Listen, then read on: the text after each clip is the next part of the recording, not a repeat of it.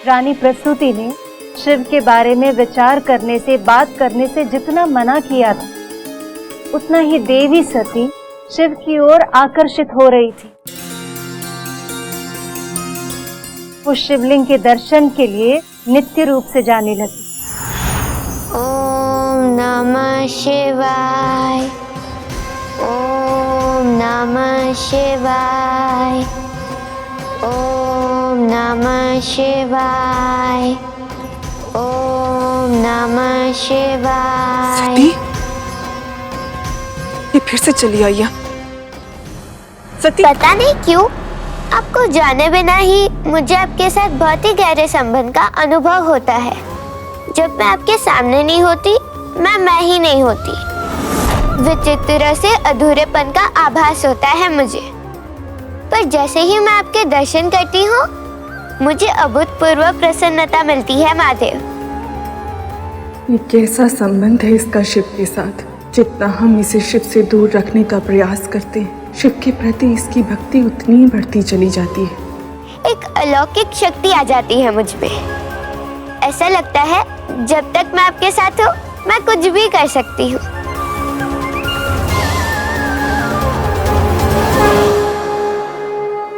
ये कैसी परीक्षा ले रहे हैं नारायण? एक और मेरे पति, तो दूसरी ओर मेरी पुत्री। किसी एक को प्रसन्न करने का प्रयास करती हूँ तो दूसरे का हृदय टूट जाएगा।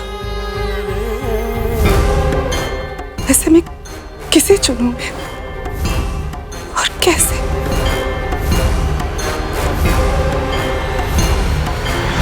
प्रजापति दक्ष की पत्नी रानी प्रसूति की दुविधा दिन ब दिन बढ़ने लगी, क्योंकि एक बार जब देवी सती को शिव की धुन लगी तो फिर उनका ध्यान सांसारिक बातों से हटता चला गया और वो स्वयं शिव में रमती चली गई। अपने पिता के साथ भ्रमण करने के स्थान पर वो अनेक पहर तक शिवलिंग के सामने ध्यान में बैठी रहती। समय के साथ शिव में उनकी आस्था, भक्ति, प्रेम और भी प्रगाढ़ होता गया। जब शिव से दूर रहना असंभव हो गया तो उन्होंने अपने कक्ष में ही शिवलिंग की स्थापना कर दी। ओम नमः शिवाय।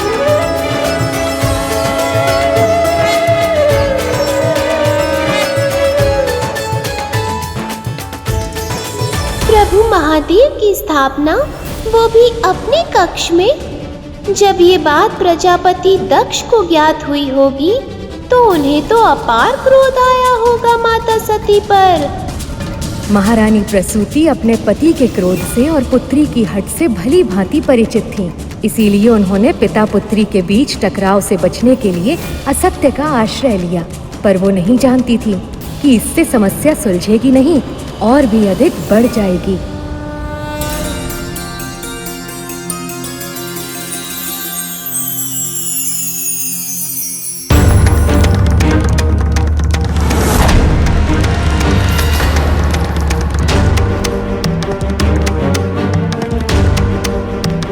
ओम नमः शिवाय, ओम नमः शिवाय।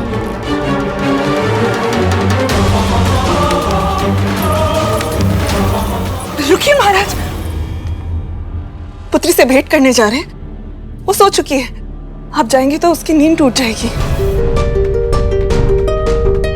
मेरी कुछ समझ में नहीं आ रहा महारानी, मैं क्या करूं? कुछ समय से मैं अपनी पुत्री के साथ कुछ क्षण बिताना चाह रहा हूं, मगर जब भी उसे भेंट करने का प्रयास करता हूं वो कुछ न कुछ कार्य में व्यस्त होती है। आप भी ना महाराज, अति करते हैं। बात बस इतनी सी है कि आपकी छोटी सी पुत्री अब सयानी हो चुकी है। आप ठीक कह रही महारानी, पुत्रियां कितनी जल्दी सयानी हो जाती हैं। अभी कल ही की तो बात है जब मैंने उसे गोद में उठाया था, अपने हृदय से लगाया था, और अब इतनी शीघ्र वो इतनी बड़ी हो गई कि डोली में बिठा कर विदा करने योग्य हो गई।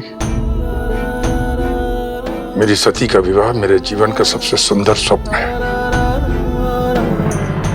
जिसे मैं खुली आंखों से देखता हूं। मैं अपनी पुत्री के लिए ऐसा योग्य वर खोजूंगा कि जो भी देखेगा न्यास बोल पड़ेगा, सृष्टि की सर्वोत्तम जोड़ी है ये।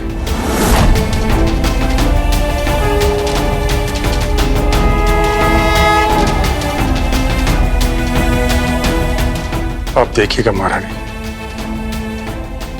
मैं अपनी सती के विवाह इतने धूम से करूंगा कि संसार कल्प के अंत तक सदैव स्मरण करेगा।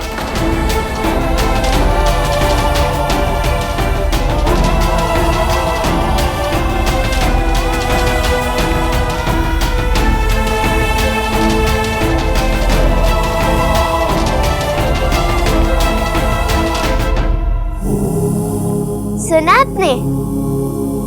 पिताजी अब मैं विवाह के बारे में सोचने लगे हैं। पर मेरे मंदिर के देवता तो सिर्फ आप ही हो। पति रूप में आपकी जो छवि मेरे कल्पना में है, उसे मैं सत्य बना दीजिए महादेव। रानी प्रसूति ने बहुत समय तक शिव के प्रति अपनी पुत्री की रुचि को छिपाए रखा, पर भक्ति का रंग इतना गहरा होता है कि छिपाए नहीं छिपता। और फिर एक दिन देवी सती के साथ कुछ ऐसा हुआ।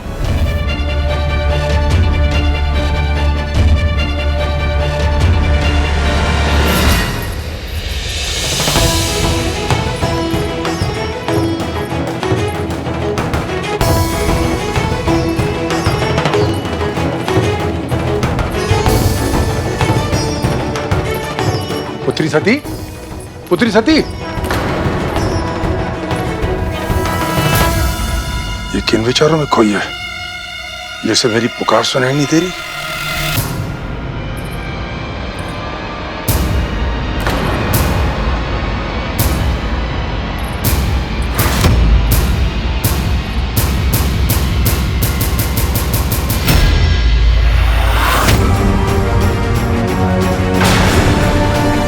ये तो बेलपत्र है जो शिव को प्रिय है, परंतु ये मेरे महल में कैसे?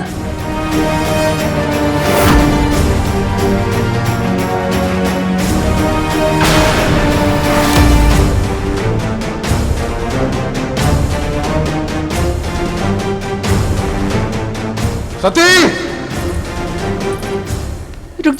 रुक जाइए महाराज, महाराज, रुक जाइए महाराज।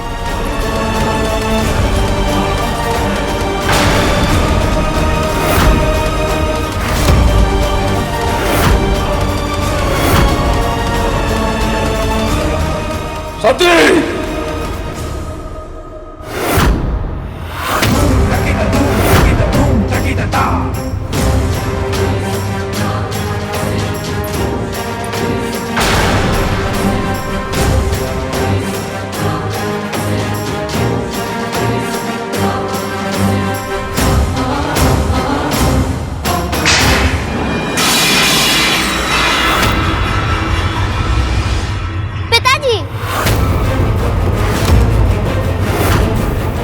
मेरे शत्रु की पूजा करने का दुस्साहस कैसे किया तुमने सती? शत्रु? अवश्य आपको कोई भ्रम हुआ है पिताजी। मेरे शिव तो भोले हैं, बिना किसी भेदभाव के सबको अपना लेते हैं वो। तो फिर उनके साथ आपकी या किसी की भी शत्रुता कैसे हो सकती है पिताजी? क्या जानती हो तुम शिव के बारे में पुत्री? अवश्य किसी ने उल्टी सीधी कथाएं सुना के बहकाया है तुम्हें। किंतु मैं अपने महल में भक्ति और भगवान का अपमान सहन नहीं करूंगा। इस महल में केवल प्रभु श्री नारायण का वास होगा, किसी भस्म प्रेमी पशुपति का नहीं। समझी तुम? सेवकों,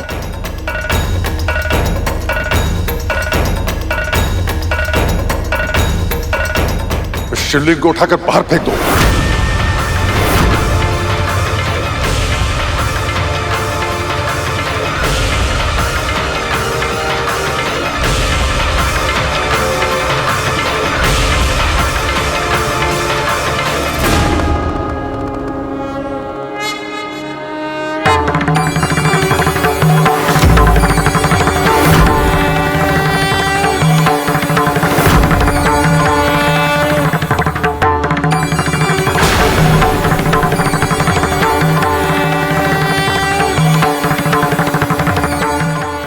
सारे सेवक मिलकर भी जिस शिवलिंग को उठा तक नहीं पा रहे, उसे मेरी ये फूल सी कोमल पुत्री लाई कैसे थी यहाँ?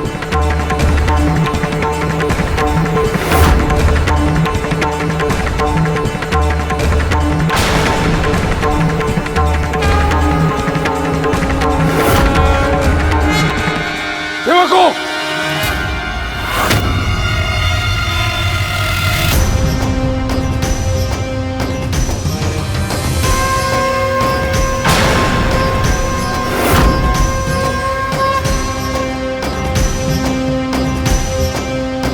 पिताजी, आप शिव को मुझसे दूर नहीं कर सकते।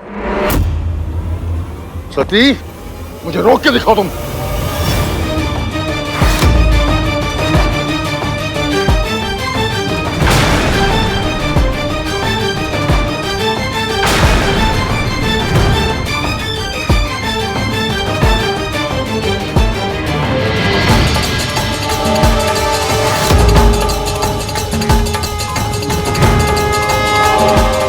मुझे पूर्ण विश्वास है कि मेरे महादेव को मुझसे कोई अलग नहीं कर सकता।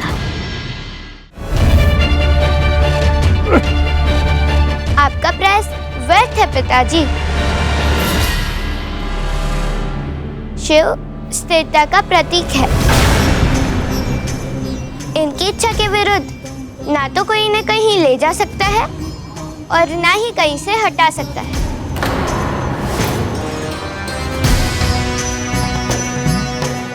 इनको गति दी जा सकती है तो केवल प्रेम और श्रद्धा से।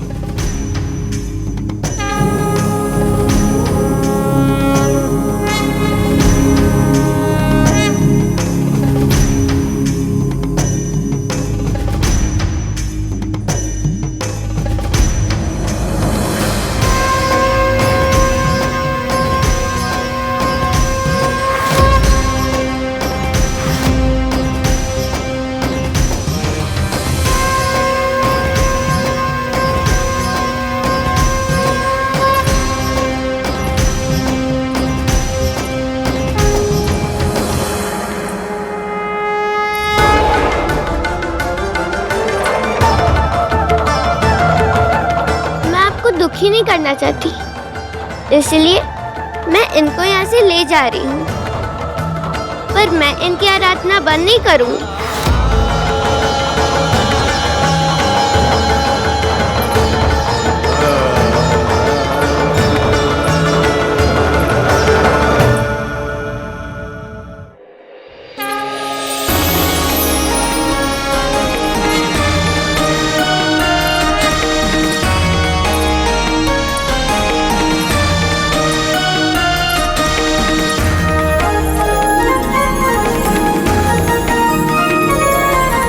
उस दिन देवी सती ने शिवलिंग को इतनी सरलता से उठाकर ब्रह्मदेव और नारायण के मन में एक विचार जागृत किया। केवल देवी सती ही वो शक्ति है जो अपने भक्ति और प्रेम से महादेव के मन को झकझोर पाएगी। उन्हें साधना से बाहर लाकर सक्रिय कर पाएंगी और इसीलिए उन्होंने सती के मन में शिव को पति रूप में पाने के संकल्प को और भी अधिक दृढ़ कर दिया।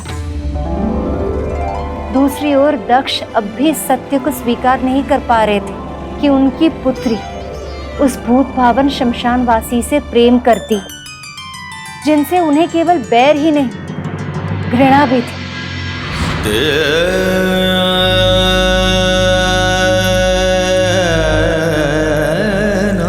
महाराज, कैसे महारानी? जिस पुत्री को मैंने अपने प्राणों से अधिक प्रेम किया,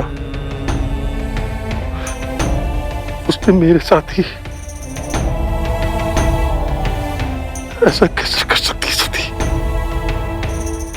महाराज, मैं जानती हूँ शिव आपको तनिक भी नहीं सुहाते, किंतु एक बार सती की दृष्टि से शिव को देखने का प्रयास। असंभव!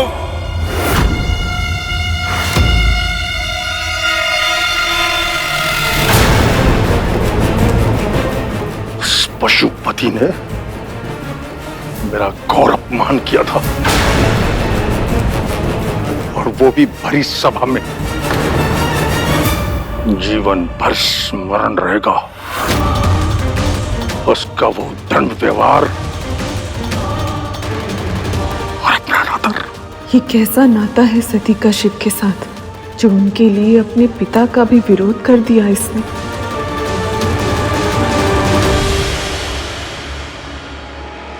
महादेव और अपमान, किंतु प्रभु महादेव तो किसी का भी अपमान कर ही नहीं सकते हैं। वो तो कितने स्वच्छ स्वभाव के हैं। सही कहा आपने मूषक जी, किंतु जब व्यक्ति स्वयं का मान आवश्यकता से अधिक करने लगता है तो उसके अंदर अहंकार जन्म ले लेता है, और अहंकार के समक्ष जो नहीं झुकता उसे वो अपना शत्रु मानने लगता है। ऐसा ही हुआ था प्रजापति दक्ष के साथ। ये कथा तो हम भी नहीं जानते, तनिक विस्तार से बताइए ना, भगवती की कृपा से। ये देवी सती के जन्म से पहले की बात है। एक दिन प्रयाग में अनेक ऋषि, महर्षि, महात्मा, मुनि आदि ज्ञानी एकत्रित हुए। ज्ञानियों का सम्मान तो ईश्वर भी करते हैं, इसलिए ब्रह्मदेव और महादेव भी वहां पधारे।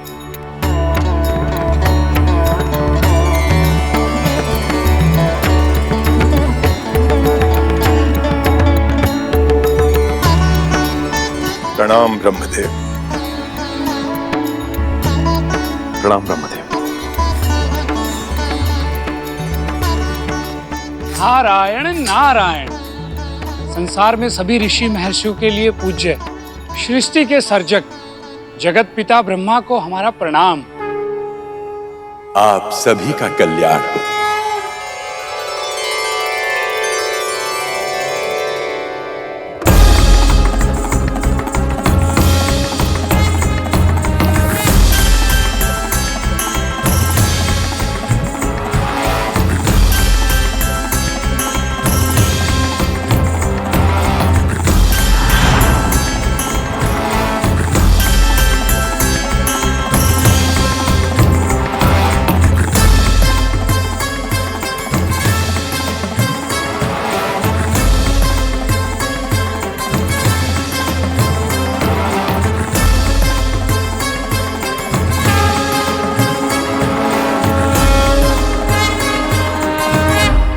भूत भावन पशुपति महादेव शिव शंकर को प्रणाम स्वीकार हो। इस सभा में पधार कर आपने इस सभा की शोभा बढ़ाई है महादेव, आपको कोटि कोटि प्रणाम। आप सभी महर्षियों की ज्ञान सभा में उपस्थित होना मेरे लिए सम्मान की बात है। महर्षि कश्यप, आसन ग्रहण कीजिए महादेव।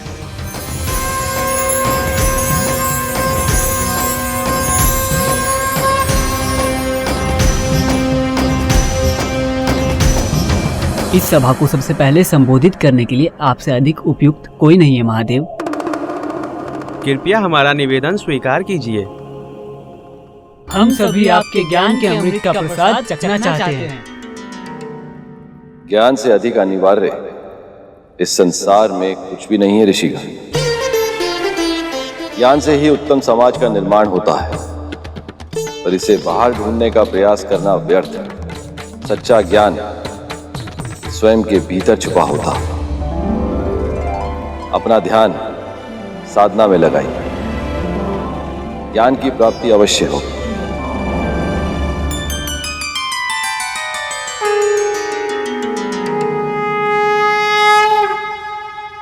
ब्रह्मपुत्र, ब्रह्मांड के अधिपति प्रजापति महाराज दक्ष पधार रहे हैं।